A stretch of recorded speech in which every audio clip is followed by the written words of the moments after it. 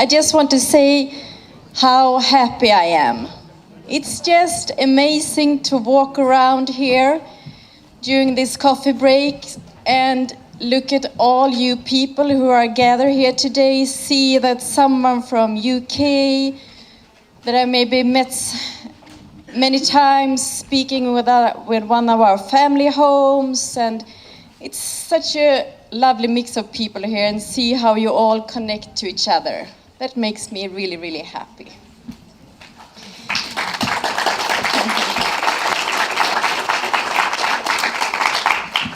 And now I want to welcome Volkmar Aderholt from Germany.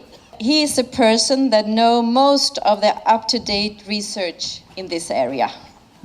Welcome. Thanks, Karina, for this invitation. You insisted, and it was very nice to be here so far. I don't know whether it's nice to talk here so far. I mean, let's see.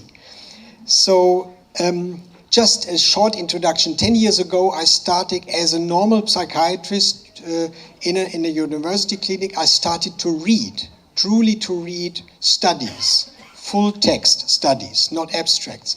And I was shocked. And then I decided to confront the system with their own evidence. So in a way, I present their evidence. You can get these slides, and if you write an email to me, you get all the full texts you want to have for free. So read. So if you are interested, read the whole thing, not only the headlines. So that's it. You will find a lot. And it started to be a criminal story. And then I read Peter Goetsche's books, and I thought, that's about a criminal story. But that came later. So now I start. I want to talk about the brain, and there are two areas I want to talk about. The first one is the one in the middle. This is what they call the striatum. It's not important, just to give you a short idea where we move within the brain. And then finally about the frontal lobe. And some is now a little repetition, because Bob said already, here you see we have substrates of psychotic phenomena. And the one we know, there are many, but the one we know and we try to influence is this hyperactivity of the dopamine system in this little area in the brain in the middle. And there you have this presynaptic increased dopamine release. This is if you have symptoms, if you have psychotic phenomena. Not much, but some. It's not outrageous. And this is seen as the final common pathway, as a substrate of people who are in psychotic states. But it's not the cause, it's a pathway. It's a psychophysiological pathway or a physiological pathway. And they call this phasic sensitization because it's not always there. It's only there once people are in psychotic states. If they remit, or if it stops self-limiting, this will not be there anymore. We don't know why. And we know from long-term outcome studies, even schizophrenia is in many times episodic, self-limiting, before they invented neuroleptics. Other diseases, illnesses are much more. Just short, just read this list, because if you might think the cause in the brain is the brain, you are wrong. The brain reacts, and here we don't know about all this genetical stuff. We saw this little kind of effect sizes from in the beginning, and here you see others which are risk factors, and you see environment is involved in the brain. I don't go through them, but I want to hit and point out the sexual and physical trauma became a high debate, and John will pick it up, certainly. And there are more social factors, which are these. I just want to give it to you as if we talk about the brain, we talk about people's life and environment. And the dopamine system, because it reacts. So now we are talking about the medication, the so-called medication. And here you see, this is from a script from a psychoeducative material. You see pills are coming in through the blood into the brain, and they put themselves here on these postsynaptic dopamine receptors. Postsynaptic dopamine receptor blockade. They are dopamine blockers. They do it there, but they do it also in other areas, which we don't like them to do. So they are not curative, because they don't heal the problem. They just filter the problem. Downstream, they call this. This is from a neurobiological basic researcher. And they described what they can do on the dopamine receptor with this salience. This is this meaning making in psychosis. Maybe you just read it. I don't have to talk so much.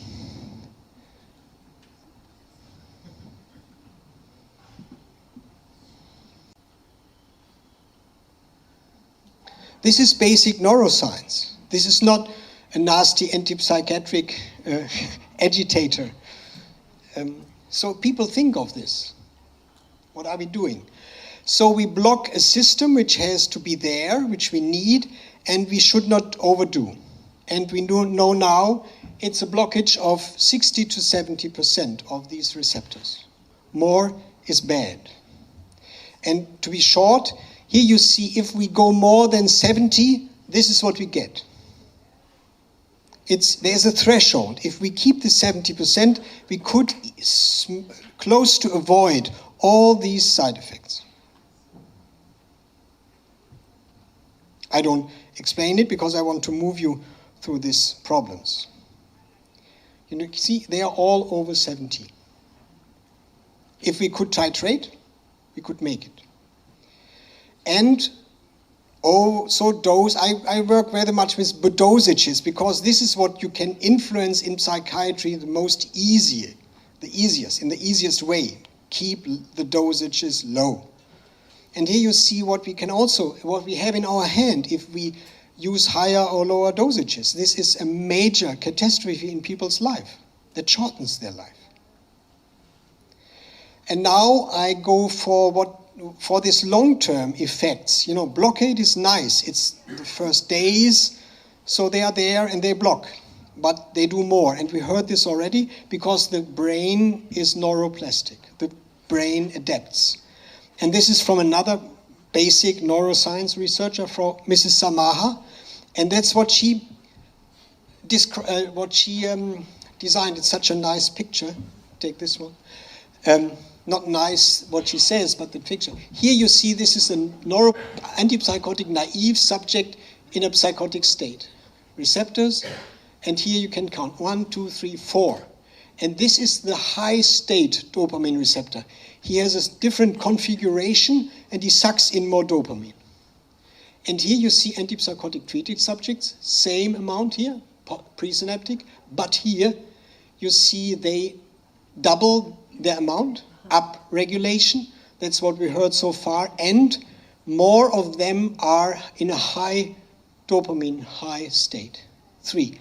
It's kind of threefold increase. So what we have in the short or long term, if we use dopamine blockers, we have this up-regulation, and you see by 30%, and if you do it for years, 70 to 100%. And this super sensitization. This is up to threefold. And here is a red research from Seaman. He's a major dopamine researcher in the field. And you see, if you give quetiapine, you get more of these increased dopamine receptors. If you give olanzapine, haloperidol, if you give clozaril, but also if you give phenylcyclidine, PCP, if you amphetamine, so if you give drugs or neuroleptics, they all do this D2 receptor high state increase. And they do this is also important, they do this dose dependent. If you use low dosages, they do it less. If you do higher dosages, they do it more.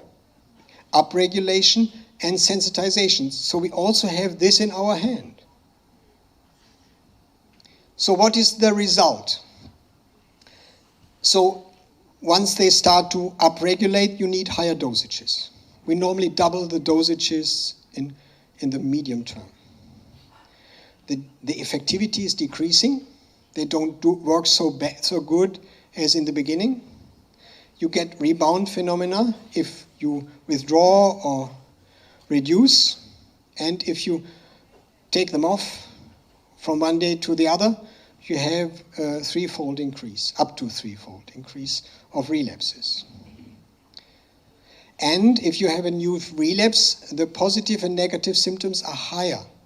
They increase. And the intervals between two episodes, even being on medication, get shorter. We had this relapse rates under neuroleptics. And supersensitive psychosis means that you can get psychotic even taking your pills. If you go to a doctor and says, I took my pills, but I'm crazy, he would not believe that you took your pills. What can you do? Someone mentioned this. Birgitta said, this young man who took the pill once a week. He was right, and he might also have a little effect. It's not only homeopathy, because the brain can readjust if you give it time. So they did studies that if you do it every second day, this receptor can a bit reset to the ordinary, not totally, and if you do it every third day, he can do it even then. There are only 3 studies, only short term. We would like to have more, we don't get them, but you could try. And old studies, you could prolong the intervals of depot neuroleptics from 2 to 4 weeks, works as well. From 2 to 6 weeks, works as well. Studies from 1999. Do we do this? No. So all in one of the big field in psychosis is heterogeneity. They are so different, and we don't know why. And here is an old overview done by Hefner. He's a very influential German, maybe one of the most influential German in the last century. And here you see long-term outcome studies done before the introduction of neuroleptics. At least not more than 5% of them had been medicated. And you see in more, if you would count all these numbers and look for these red fields with healing and kind of diminished symptoms, you would see it's always over 50%, 60% before the introduction of neuroleptics. So that's the normal natural course. And it's unpredictable in a way. There's every pattern, each pattern can go into everything. So this is where we work in a very heterogeneous group of people. We don't know why they are like this. And that's what the neuroleptics do. And this is a study done with 500 people. N is the total number. First episode, people treated over 6 months. This is long enough to see if this drug works or what it does. And you see only 32% of them had a good decrease of their symptoms. PANSS is an instrument to measure symptoms, and they decrease good. This is what you like, being a shrink. And the people, they take their medication because, most of them, because they feel they work. But even in first episodes, all the rest of the people, they have a decrease which is below clinical significance. So 1/5 of the symptoms doesn't make a clinical visible difference. And people don't take their medication here. They start stopping them because they feel they have other reasons to do it, but one of them is because they feel they don't work, and they are right. Here you see the same picture, and please look at these lines. You know, they keep themselves on the same level after they started to have their first effect in the first 4 weeks, and after the first 4 weeks, nothing more is coming. So what you don't get in the first 4 weeks, you won't get it later. So what happens? Here are people who had been treated for 17 years, illness duration, kind of treatment duration maybe, and you can see in 80% of these cases, this line is much, much softer. And there is only 12% where this line keeps this amount of decrease, and all the rest is much weaker. So they lose their effectivity. The reduction of symptoms is much less. Next step, crazy. This is a study called Katie's study, which was the most influential non-industrial funded study done in America. This kind of ruined the myth of second generation antipsychotics, so-called atypicals. This is a late outcome done by Mr. Levine, and they looked for the effectivity of symptoms under neuroleptics. This was not an acute treatment. They put people on different drugs being stable, semi-stable. So, and this is what you get. Only the people who were on perfenazine, or this is an old one, olanzapine, this is a new drug, they became better. Down means better, but then they lost this better, up to 5%. And the others became worse under the drugs, constantly worse. And these were the completers, which were just 30% of the people. The rest, they dropped their medication within 1.5 years. And so you see, even if you take your drugs, you get worse. This is what we heard so far from this Harrow study, which Bob presented already. And now, look at the dropouts. They were the ones not to take it to the bitter end. And they are normally the ones who have a less effectivity of drugs because they drop it. I showed this from the first episode study, and here they deteriorate under the neuroleptics in a public funded study, the biggest ever done study in the United States, and they decrease. And they decrease in different rates. And here you see this strong deterioration is only 12%, but they deteriorate under the neuroleptics tremendously. They have a high rate of supersensitivity. This is a guess, but this is one big explanation.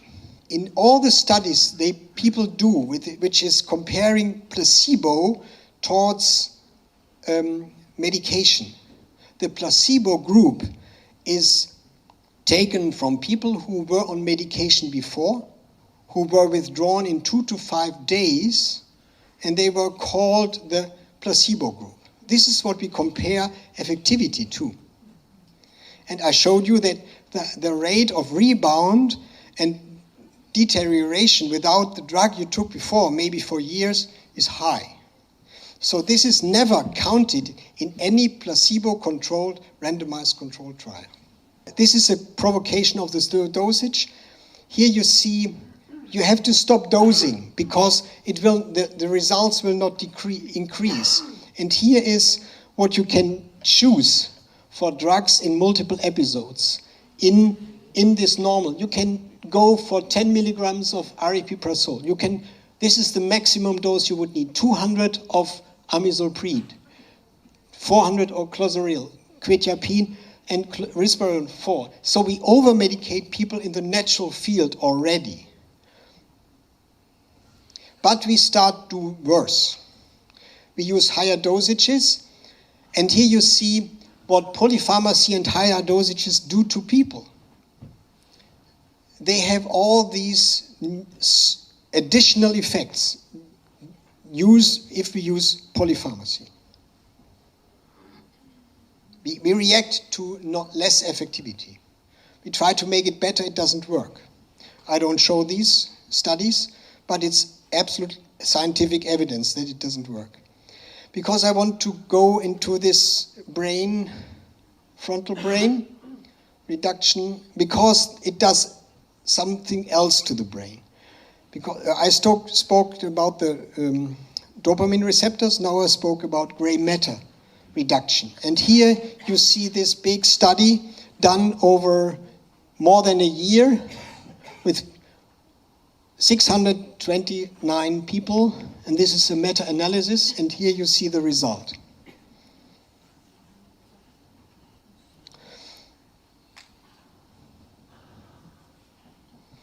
So if you use medication in the long term, it reduces the brain volume and the gray matter, which is the structure where the cells are. The effects are small to medium. Maybe some people have it more, some have it less. That many other subtle numbers count for this. Maybe they are more in the beginning than in the end. And we don't know what drug does what so far. So there are some kind of uncontrolled factors, but we have studies to control for substance abuse. This doesn't make it, and age. So now, this is what they speculate. It's still a speculation. So they reduce, and it's associated to the drug use. And it's the drug use which you use just in your whole life, the cumulative amount, not the daily. It's the same in first episodes, just shortly. Here you see the green ones are non-medicated, the red ones are medicated, and you see a strong effect after they started to be medicated less than a year. Strong reduction in certain centers of the brain. So these centers are important. They are for cognitive and emotional processes, for executive functioning, and the insula is for sensory input, for kind of integration of what we get into our mind, emotion for information processes. So they are very key elements of higher functioning in our brain, which we influence by neuroleptics. So clinical effects. We looked for this. I was part of this study or review, and we could see that most effects we do to the brain, and which were clinically bad, are on neurocognition. So these are attention, executive functioning, verbal learning. This is influenced negatively by this long-term gray matter reduction. Maybe some positive symptoms even get worse. There was one study they got better. Hallucinations, not many studies, so it's hard to make a conclusion out of that. But for neurocognition, it counts. Possible consequences. This is Mrs. Andreasen, lowest possible dose. At least this should be a normal message in psychiatry, which it should keep. The next is extend the dosages between the days. And I can't show the studies, guide people, Bob already mentioned the Wundering study, guide people into discontinuation, help them, like what Will Hall told.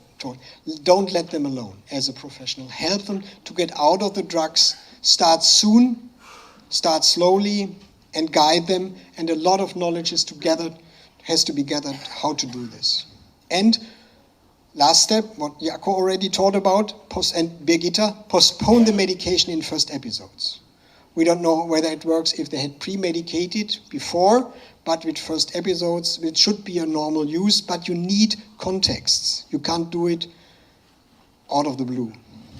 So how to postpone medication is through the need-adapted treatment open dialogue approach with outpatient teams going into systems, into networks, into normal natural environments and help there, and or to use the Soteria model, which is even older, comes from the 70s, and that is find a milieu, be with people in these states of mind and help them to get through. Okay, this works for 40%, 60 here, but intent to treat, there was a high dropout rate, 40, 25, that was not a good one, 40. This is, if you put all the dropouts in, you might decrease the numbers, but in average we could succeed if we are good in 40% to do this.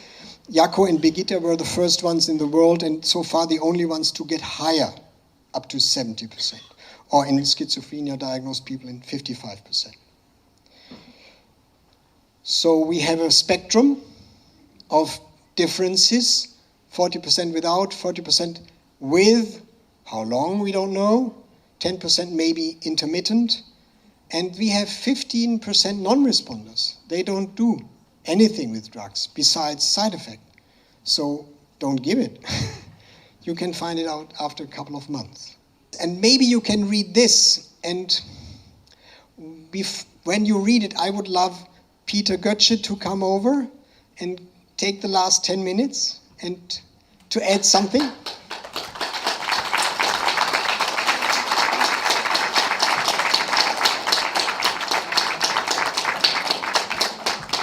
But Peter, before you start, I just want to have a little, this is a guess now. If you read this, can you imagine who said this?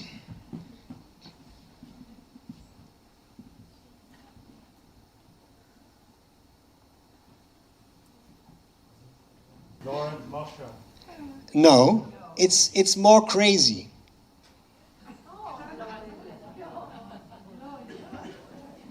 It's a very ordinary, no, it's not an but you know, he's in the middle of European psychiatry. Yeah. Thank you.